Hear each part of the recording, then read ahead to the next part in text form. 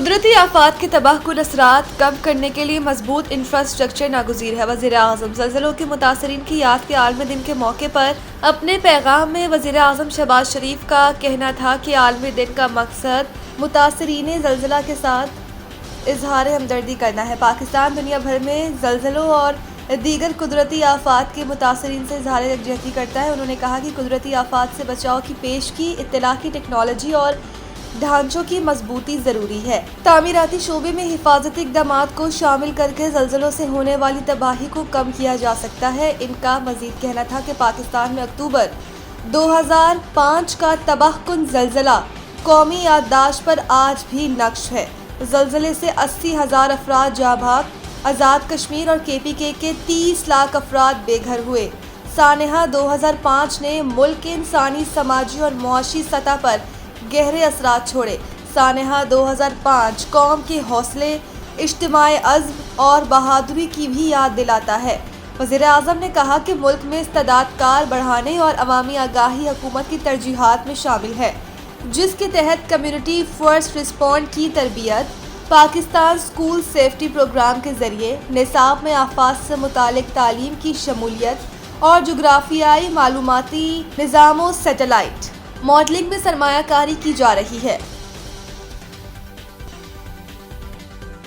امریکی صدر ٹرمپ کی ایران کے خلاف طویل المدتی بحری ناکہ بندی کی ہدایت۔ غیر ملکی خبر رساں ادارے کی رپورٹ کے مطابق امریکی صدر ڈونلڈ ٹرمپ نے مشیروں کو ہدایت دیتے ہوئے کہا کہ ایران کے خلاف طویل المدتی بحری ناکہ بندی کی تیاری کریں۔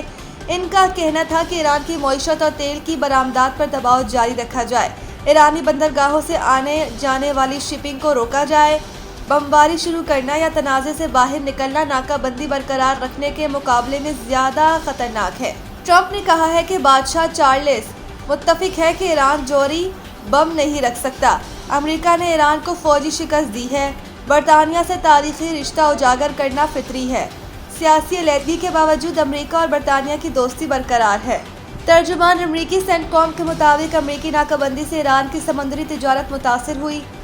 امریکی افواج ایران آنے اور جانے والے تجارت کو روک رہی ہے۔ چاہ بہادر بندرگاہ پر جہازوں کی بڑی تعداد جمع ہے۔ چاہ بہار پر 5 جہاز ہوتے تھے، اب یہ تعداد بڑھ کر 20 سے زائد ہو گئی ہے۔ دوسری جانب ایران نے UN سیکرٹری جنرل کو خط میں امریکی ناکہ بندی کی مذمت کرتے ہوئے ایرانی جہازوں کو روکنا اور اثاثے ضبط کرنا سمندری قزاقی قرار دے دیا۔ یوکرین دفاع کے لیے 9/11 کے بعد جیسے اتحاد کی ضرورت ہے۔ شاہ چارلس امریکی کانگریس سے خطاب کرتے ہوئے شاہ چارلس نے وائٹ ہاؤس پریس ڈنر حملے کی مذمت کی اور کہا کہ تشدد کا یہ عمل کبھی کامیاب نہیں ہوگا۔ جمہوری ممالک اپنے لوگوں کے تحفظ کے لیے متحد رہیں گے۔ انہوں نے یورپ اور امریکہ کی شراکت داری کو آج پہلے سے کہیں زیادہ اہم قرار دیتے ہوئے کہا کہ جو اتحاد 9/11 کے بعد نظر آیا ہے، اس کی آج یوکرین کے دفاع کے لیے ضرورت ہے۔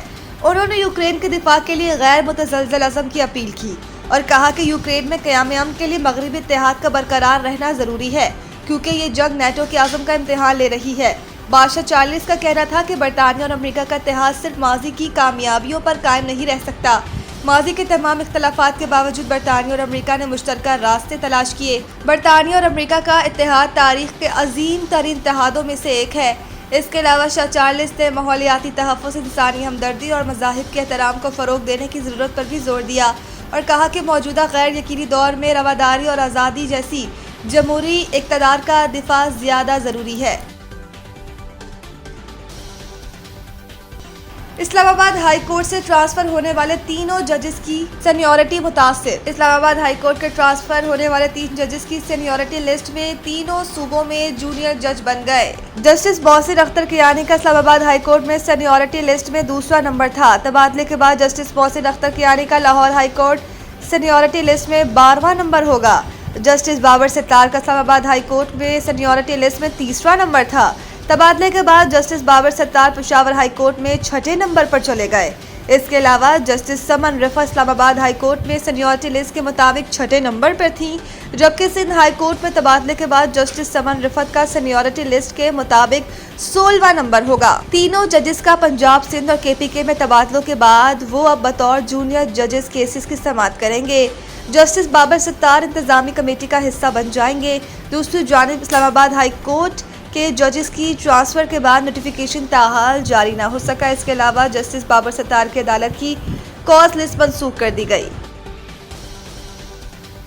آئی سی سی ویمنز ٹی20 ورلڈ کپ کے لیے نیوزی لینڈ کرکٹ ٹیم کا اعلان۔ آئی سی سی ویمنز ٹی20 ورلڈ کپ کے لیے New Zealand women cricket team کا اعلان کر دیا گیا۔ ایملیا 15 رکنی ٹیم کی قیادت کریں گی۔ سوفی ڈیوائن اور سوزی بیٹس بھی اسکواڈ میں شامل ہیں۔ سوفی ڈیوائن اور سوزی بیٹس آخری مرتبہ ورلڈ کپ کھیل رہی ہیں۔ ورلڈ کپ کے بعد دونوں کرکٹرز ریٹائرڈ ہو جائیں گی۔ آئی سی سی ویمنز ٹی20 ورلڈ کپ 12 جون سے انگلینڈ میں کھیلا جائے گا۔ ٹی20 ورلڈ کپ سے قبل New Zealand women team England کے خلاف ٹی20 میچز کی سیریز میں کھیلے گی۔